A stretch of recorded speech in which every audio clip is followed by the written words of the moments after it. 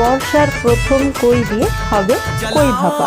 বর্ষাকাল এখনো শুরু হয়ে পারেনি, কিন্তু এই দুদিন যা বৃষ্টি হলো তাতে মাঠ থেকে এরকম বড় বড় কই মাছ আমার বাবা ধরে নিয়ে এসেছে। পুকুর থেকে সমস্ত মাছ উঠে যাচ্ছে বাইরে গিয়ে মাঠে ডিম দেবে বলে। তো সেই মাছ দিয়েই আজকে হবে কই ভাপা বা কই ভাতে। কই মাছগুলোকে কেটে ধুয়ে পরিষ্কার করে নিয়েছি। এখানে নিয়ে নিয়েছি সরিষা বাটা। আমি এখানে কালো সরিষা বাটা নিয়েছি, তোমরা চাইলে সাদা সরিষা বাটাও নিতে পারো। এবার দিয়ে দিলাম শুকনো লঙ্কার গুঁড়ো, হলুদ গুঁড়ো ও লবণ। এবার এই কই মাছগুলোকে দিয়ে দেবো ও কিছুক্ষণ মাখিয়ে নেবো। আর দিয়ে দেবো সরিষার তেল। তেলটা এখানে একটু বেশি পরিমাণে দিতে হবে, এখানে কোনো জল দেওয়া হবে না, এই তেলেই এর ঝোলটা হবে। এবার এটাকে বেশ ভালোভাবে মাখিয়ে নিয়ে টিফিন কারিটা ঢাকা বন্ধ করে দেবো। এবার এই টিফিন কারিটাকে একটা পলিথিনের মধ্যে ভরে পলিথিনের মুখটাকে গিট দিয়ে দেবো ভাতের মধ্যে। মানে যখন আমরা ভাতটা বসাবো ঠিক তখনই এই টিফিন কারিটা দিয়ে দেবো। এবার যতক্ষণ ভাতটা হচ্ছে ততক্ষণ এটা ভাতের সাথে সাথে এটাও জাল হবে, তাহলেই আমাদের তৈরি হয়ে যাবে কই ভাপা বা কই ভাতে।